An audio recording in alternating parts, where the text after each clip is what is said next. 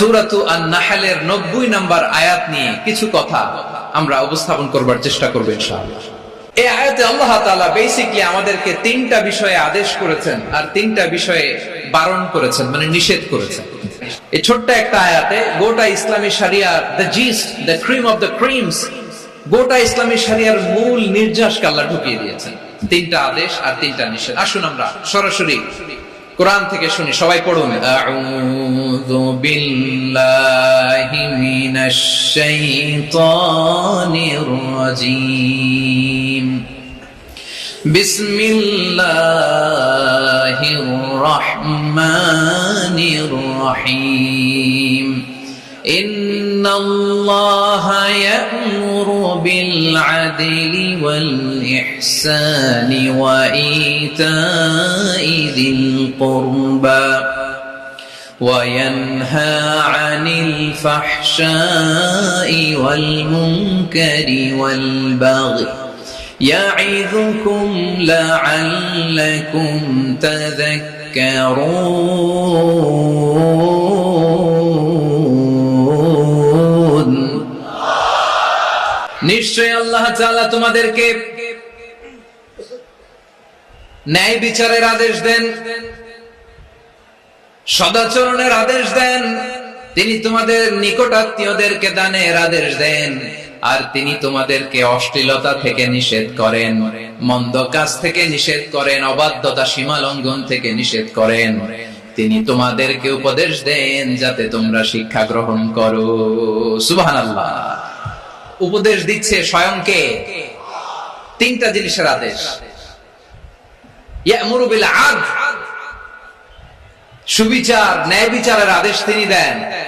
ইহসানের আদেশ দেন যাতে আমরা ইহসান করি, একে অপরের প্রতি সুবিচার করি, মহানুভবতা দেখাই, অনুগ্রহ দেখাই, আর নিকট আত্মীয়দেরকে যেন আমরা দান করি। এই তিনটা আদেশ তিনি দিয়েছেন। আর কোন তিনটা জিনিস থেকে তিনি বারণ করেছেন? অশ্লীলতা, ফাহশা, মুনকার, মানে সব মন্দ আর অসৎ কাজ, এগুলো থেকে তিনি আমাদেরকে বারণ করেন। ওয়াল বাগই, অবাধ্যতা, সীমা লঙ্ঘন, এই তিনটা কাজ থেকে তিনি আমাদেরকে বারণ করেন। তিনি আমাদেরকে উপদেশ দেন, স্বয়ং আল্লাহ তাআলা আমাদেরকে উপদেশ দেন যাতে করে আমরা শিক্ষা গ্রহণ করি। সুবহানাল্লাহ। আল্লাহ তাআলা প্রথমে আমাদেরকে আদেশ দিয়েছেন আদালের। ইন্নাল্লাহা ইয়া'মুরু বিল আদল। আওয়াজ করে বলুন আল আদল। আমরা উর্দু জানি, হিন্দি জানি, অনেকে ইংরেজিও জানি, কিন্তু আরবি শব্দগুলো আমাদের মুখ দিয়ে বেরোতে চায় না। আওয়াজ করে বলুন আল আদল। মাশাআল্লাহ। ইন্নাল্লাহা ইয়া'মুরু বিল আদল। আল্লাহ তাআলা আমাদেরকে আদলের আদেশ দেন। আদল অনেকে না বুঝলেও আদালত শব্দটা বুঝবেন। আদালত, আদালত, আদালত বুঝেন না? যেখানে বিচার কার্যের ফয়সালা করা হয়, কোর্ট কাচারি, আদালত, এটা তো ভেরি কমন। এটা শুনছেন না সবাই? আদালত, যেখানে ন্যায় বিচার হবে, সুশাসন হবে। কিন্তু ভাগ্যের কি নির্মম পরিহাস, ওখান থেকে মিথ্যা সাক্ষী দিয়ে মনমতো রায় দিয়ে দেয়া হয়। এগুলোর পরিবর্তন হওয়ার দরকার আছে না নাই? প্রিয় ভাইয়েরা, আদালত, আল আদল, ইংরেজিতে বলে জাস্টিস, ন্যায় বিচার, সুবিচার, সুশাসন, জাস্টিস, আল আদল। সব জায়গায় এই জাস্টিস থাকা দরকার। Justice should be prevail in the society. The mission of all prophet was to uphold the justice. সব নবীর মিশন ছিল এই জাস্টিসকে, আদালকে, সুশাসন আর সুবিচারকে নিশ্চিত করা। করেন সুবহানাল্লাহ। And the core message of every divine scripture was to uphold justice. পৃথিবীর সব আসমানি কিতাবের মূল শিক্ষা ছিল এই জাস্টিসকে সমাজে এনশিওর করা, সুবিচার, সুশাসনকে এনশিওর করা। তাহলে প্রিয় ভাইরা, আমরা বুঝতে পারলাম আল আদল শব্দের মানে হচ্ছে ইনসাফ বা সুবিচার বা ন্যায় বিচার। এটা হচ্ছে একটা general meaning, very general meaning. আপনি যদি ইন ডেপথ বুঝতে চান, আরো ভেতরে যান, তাহলে আদল মানে হচ্ছে সমন্বয়, আদল মানে হচ্ছে ভারসাম্য, ব্যালেন্স। আদল মানে হচ্ছে মধ্যম পন্থা। সুবহানাল্লাহ পড়ে। কারণ সব সময় সমান সমান হইলেই সুবিচার হয় না। কথা কি বুঝতেছেন? ইসলামের দ্য কনসেপ্ট অফ আদল, এটা এমন আদল, এটা সব সময় সমান সমান নয়। যখন সমান সমান দেয়া দরকার, ইসলাম সমান সমান দেয়। যখন ব্যালেন্স করা দরকার, চেক এন্ড ব্যালেন্স, সমন্বয়, ভারসাম্য করা দরকার, তখন ইসলাম ভারসাম্য করে দেয়। এটার নাম আদল। সুবহানাল্লাহ। সহজ করে আপনাদেরকে বুঝাই, যেমন ধরুন একটা পরিবারের 3 জন সদস্য, স্বামী, স্ত্রী আর সন্তান। তাদের সকালবেলার ব্রেকফাস্টে স্বামীর সকালের নাস্তায় স্বামীর 3টা রুটি লাগে, স্ত্রীর 2টা লাগে, আর সন্তানের 1টা রুটি লাগে। এখন আমি যদি সমান সমান করে আদল করতে চাই, সবাইকে যদি 3টা করে রুটি দেই, তাহলে স্বামী বেচারার জন্য ঠিক আছে, কি বলেন? কথা কি বুঝতেছেন না কষ্ট হয়ে যাচ্ছে? যদি সমান সমানের নিয়মে আগাই, তাহলে 3টা করে যদি রুটি দেই স্বামীর জন্য ওকে, কিন্তু স্ত্রীর জন্য 1টা বেশি হয়ে যায়। আর সন্তানের জন্য কয়টা বেশি হয়? আচ্ছা, এই তো বুঝতেছেন, মাশাআল্লাহ। আচ্ছা, 2টা করে যদি সবাই দেই সমান সমান নীতিতে, তাহলে স্ত্রীর জন্য, স্ত্রী বেচারির জন্য ঠিক আছে, কিন্তু স্বামীর কয়টা কম পড়ে? আর সন্তানের বেশি হয়ে যায় কয়টা? আচ্ছা, সমান সমান নীতিতে সবাইকে যদি সকালের নাস্তার জন্য 1টা করে রুটি দেই, সন্তানের জন্য ঠিক আছে, কিন্তু স্ত্রী বেচারির কম পড়ে কয়টা? স্বামীর কম পড়ে কয়টা? 2টা। কথা কি বুঝতেছেন?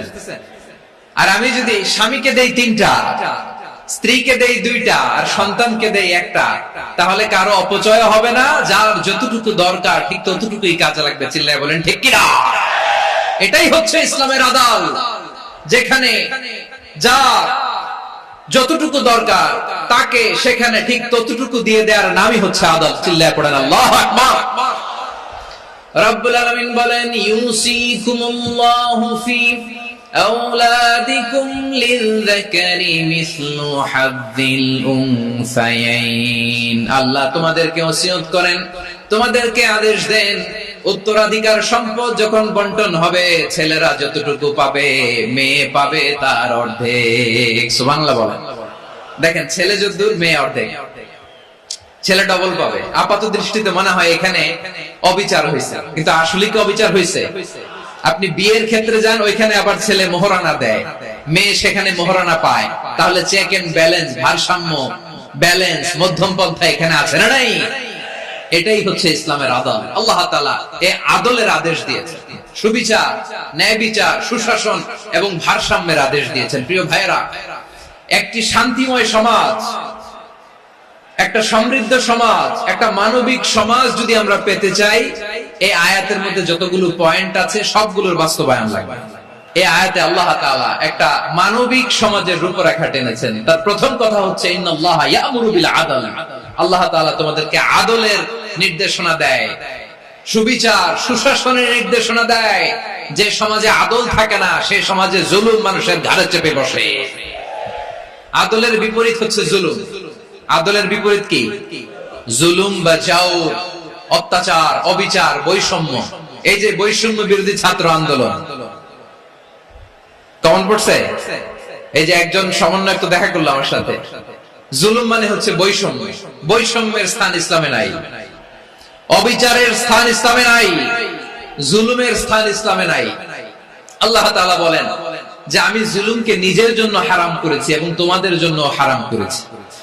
বিশ্বনবী ফরমান, আল্লাহ তাআলা বলেন হাদিসে কুদসিতে, ইয়া ইবাদি ইন্নী হারামতুয যুলমা আলা নাফসি ওয়া জাআলতুহু বাইনাকুম মুহাররামান ফালা তাযালামু। আমার গোলামেরা শোনো, নিশ্চয় আমি আল্লাহ তাআলা জুলুমকে আমি আমার উপরে হারাম করেছি, অনুরূপ ভাবে জুলুম করাকে তোমাদের উপরেও হারাম করেছি। ফলে ফালা তাযালামু, তোমরা একে অপরের সাথে জুলুম করো না। নির্দেশনাটা কার? খবরদার, জুলুমের সাথে আমাদের কোনো সম্পর্ক নাই। আল্লাহ তাআলা আদলের আদেশ দিয়েছেন, আদালতের আদেশ দিয়েছেন, সুশাসনের, ন্যায় বিচারের আদেশ দিয়েছেন। ইন্নাল্লাহা ইয়ামুরু বিল আদল। আমাদেরকে আদল প্রতিষ্ঠা করতে হবে। জুলুমের সাথে ইসলামের কোনো সম্পর্ক নাই। আল্লাহ তাআলা জালিমদের জন্য কঠিন শাস্তি প্রস্তুত করে রেখেছেন। এক্সট্রা জুডিশিয়াল কিলিং এর কোনো হিসাব নাই। বিচার বহির্ভূত হত্যা, এনফোর্স ডিসঅ্যাপিয়ারেন্স, গুম, যেটা সবচাইতে বড় মানবতা বিরোধী অপরাধ। কত মানুষ যে গুম হয়েছে তার কোনো ইয়ত্তা নাই।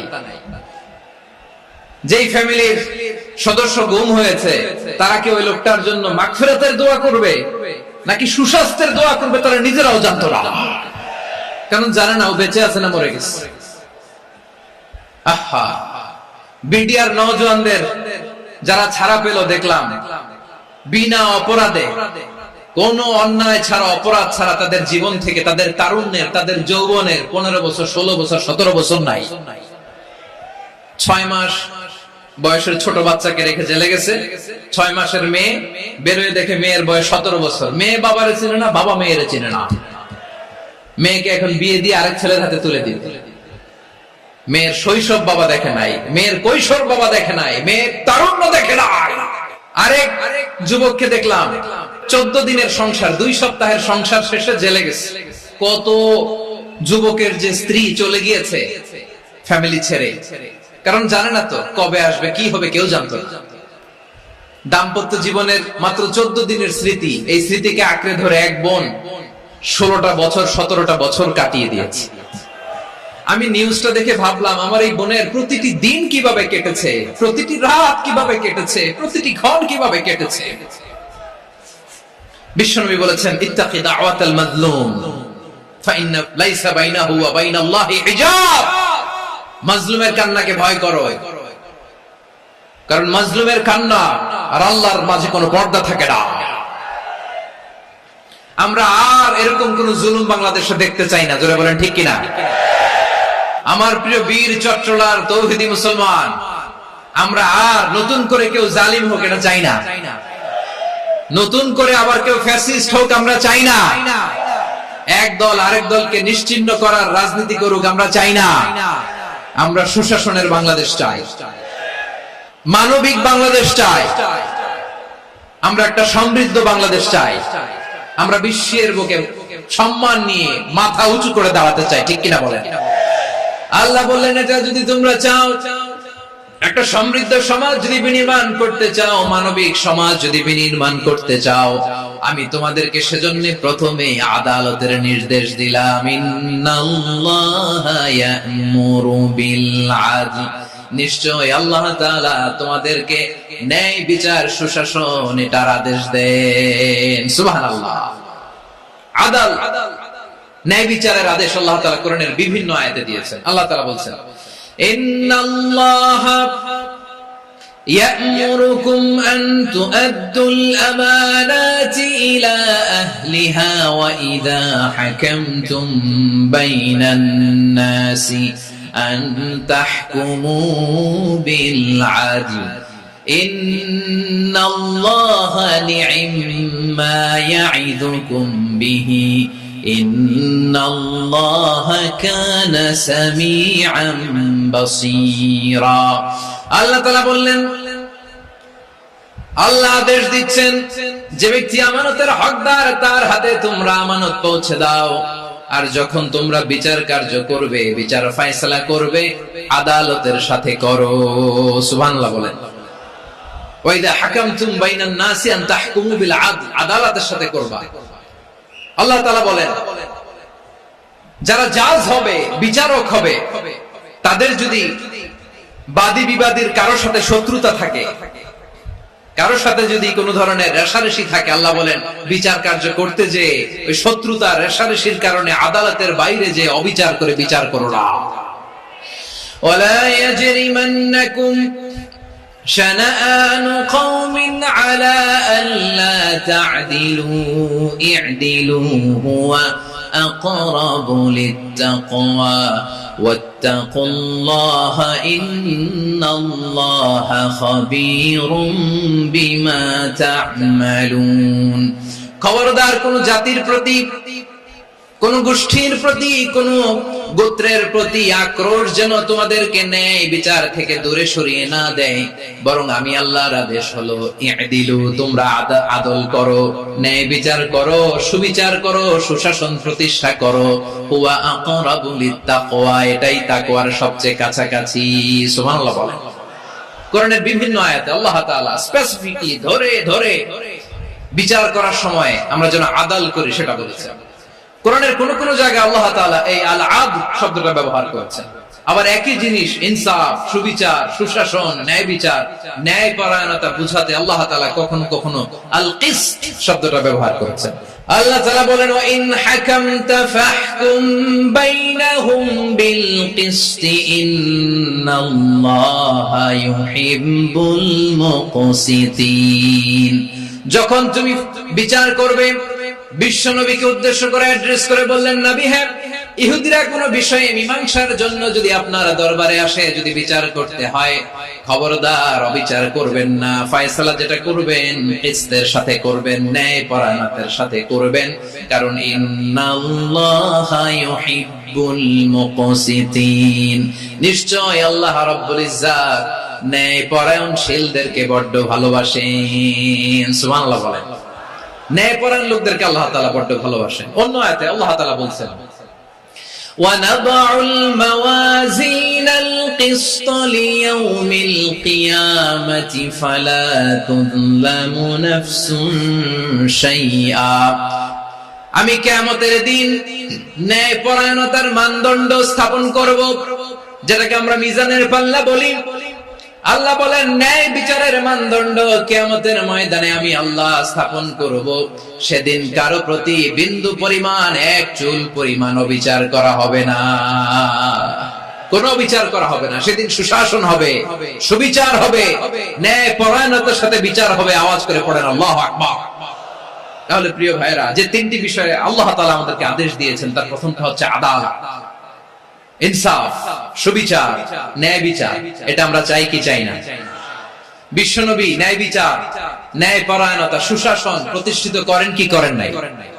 আপনারা বিশ্বনবীর সিরাত যারা পড়েছেন, আপনি দেখবেন বিশ্বনবীর সিরাতের পরতে পরতে, বাকে বাকে, সিরাতের বাকে বাকে এই আদালতের নমুনা মেলে। সুবহানাল্লাহ বলেন। ছোট্ট একটা নমুনা রাসূল সাল্লাল্লাহু আলাইহি ওয়াসাল্লামের সিরা আল আতরা থেকে ছোট্ট একটা নমুনা আপনাদের খেদমতে এখানে উপস্থাপন করি। বিশ্বনবী সাল্লাল্লাহু আলাইহি ওয়াসাল্লাম মক্কা বিজয় করলেন ৮ম হিজরিতে। মক্কা বিজয় শেষে তিনি কয়েক সপ্তাহ মক্কাতে অবস্থান করলেন। ইন দ্য মিন টাইম মক্কার একটা ভেরি প্রেস্টিজিয়াস এন্ড ডিগনিফাইড ফ্যামিলির নারী চুরিতে ধরা পড়ল। কিসে ধরা পড়ল? আমাদের সমাজে আসেনি এটা? আছে? ছোট না বড়? হিসাব করে শেষ করা যায় না। ৩.৫ লাখ কোটি টাকা নাই উন্নয়ন প্রকল্পের নামে। ৩.৫ লাখ কোটি টাকা লিখতে পারবেন আপনি? একটা না লিখতে পারবেন? বুঝতেছেন কত বড় সংখ্যা? হ্যাঁ, বনু মাখজুমিয়া গোত্রের এক নারী মক্কায় চুরিতে ধরা পড়ল। বলেন তো, চুরি করলে বিধান কি? কি কাটতে হবে? চুরির বিধান হলো হাত কেটে দাও। দাও সেটা গোপনে নয়, প্রকাশ্যে জনসম্মুখে হাত কেটে দাও। বনু মাখজুমিয়া গোত্রের নারী যখন চুরিতে ধরা পড়লো, সাহাবারা চিন্তায় পড়ে গেলেন। সবেমাত্র মক্কার লোকেরা কালিমা পড়ে মুসলমান হয়েছে, ইসলামের আইন কানুন তেমন জানে না, ইসলামী শরিয়ার সাথে বেশি পরিচিত নয়। এখন যদি বিশ্বনবী চুরির যেই বিধান এটা যদি কায়েম করে হাত যদি কেটে দেয়, না জানি মক্কার লোকেরা আবার বিগড়ে যায়, না জানি মক্কার লোকেরা আবার মুরতাদ হয়ে যায়, না জানি মক্কার লোকেরা ইসলাম থেকে দূরে সরে যায়। চলো চলো, সাহাবীরা মিলে পরামর্শ করলেন, চলো বিশ্বনবীর কাছে যে বলি, ও নবী, শুধু কেবলমাত্র একমাত্র এই নারীর জন্য চুরির হাত কাটার বিধানটা আপনি একটু থামিয়ে দেন। চুরির হাত কাটার যে বিধান এইখানে একটু রহিত করে দেন, বাকিগুলা কইরেন মদিনাতে যে চলবে, কিন্তু মক্কায় এবারের জন্য মাফ করে দেন। কিন্তু কে বলবে? এই যে পরামর্শ, সাজেশন, এটা কে দিবে বিশ্বনবীর কাছে? সাহাবারা চিন্তায় পড়ে গেলেন। আল্লাহর নবীর সামনে দাঁড়িয়ে আল্লাহর দেয়া হুদুদ, আল্লাহর দেয়া বিধান থামিয়ে দেওয়া, মাফ করে দেওয়া, এই কথা বিশ্বনবীর সামনে বলার সাহস তো কেউ রাখে না। কেউ কেউ বলল, বিশ্বনবীর পালক পুত্র যায়েদ বিন হারেসার সন্তান উসামারে বিশ্বনবী নাতির মতো আদর করে, বড্ড বেশি ভালোবাসে উসামারে। এজন্য সাহাবারা উসামাকে বলতো হিব্বু রাসূলিল্লাহ, বিশ্বনবীর ভালোবাসা। কি বলতো? সাহাবীরা বললেন, বিশ্বনবীর ভালোবাসা হিব্বু রাসূলিল্লাহ, উসামারে পাঠাও। উসামারে বিশ্বনবী নাতির মতো স্নেহ করে, মায়া করে ভালোবাসে। আমরা পারবো না, উসামা পারবে। সবাই মিলে ফুলিয়ে ফুসিয়ে ওসামাকে, ছোট্ট ওসামাকে রাজি করালো। ওসামা এমন এমন কথা যে তুমি বিশ্বনবীর কাছে বলতে হবে, পারবা নাকি? ওসামা বলে, পারবো। সাইয়েদনা ওসামা রাদিয়াল্লাহু তাআলা আনহু তরুণ সাহাবী বিশ্বনবীর কাছে গেলেন, যে বললেন, নবী, বনু মাখজুমিয়া গোত্রের এক নারী চুরিতে ধরা পড়েছে, এবারের জন্য কি এই মহিলাটারে মাফ করে দিলে হয় না? এবারের জন্য একটু ক্ষমা করা যায় না নবী? বিশ্বনবী বলেন, আতাশফাউ ফি হাদ্দিন মিন হুদুদিল্লাহ, তোমার এত বড় সাহস উসামা, তুমি আল্লাহর হাত, আল্লাহর দেয়া বিধান, এটার ব্যাপারে সুপারিশ করতে এসেছো? তোমরা কি জানো তোমাদের আগে যত কম, যত গোত্র, যত জনপদ ধ্বংস হয়েছে তার কারণ ছিল তাদের মধ্যে গরিবরা অন্যায় করলে তারা বিচার করত, আর ধনীরা অন্যায় করলে তারা মাফ করে দিত। খবরদার! ওয়া আইমুল্লাহ লাউ আন্না ফাতিমাতা বিনতি মুহাম্মাদিন সারাকাত লাকাতা মুহাম্মাদুন ইয়াদাহা। বিশ্বনবী বললেন, ওরে ওসামা, বানু মাখজুমিয়ার ওই প্রেস্টিজিয়াস এন্ড ডিগনিফাইড ফ্যামিলির মেয়ে তো দূর কি বাত, অনেক দূরের কথা। জেনে রেখো ওসামা, আমার কলিজার টুকরা, নয়নের পুটুলি ফাতেমাও যদি মক্কার জমিনে আজকে এই চুরির দায়ে ধরা পড়তো, আমি বিশ্বনবী মুহাম্মদুর রাসূলুল্লাহ ধরে ফাতেমার ডান হাতটা কেটে দিতে এক বিলম্ব দেরি করতাম না। ইন্নাল্লাহা ইয়া'মুরু বিল আদল। আমাদেরকে জাস্টিস শিখায় পশ্চিমারা, আমাদেরকে ইনসাফ শিখায়, আমাদেরকে সুশাসন শিখায়। আর ইনসাফ, সুশাসন, ন্যায় বিচার, সুবিচার, জাস্টিস কারে বলে বিশ্বনবীর বায়োগ্রাফি থেকে জেনে নাও। এই ছিল বিশ্বনবী ইসলামের আদালতের নমুনা।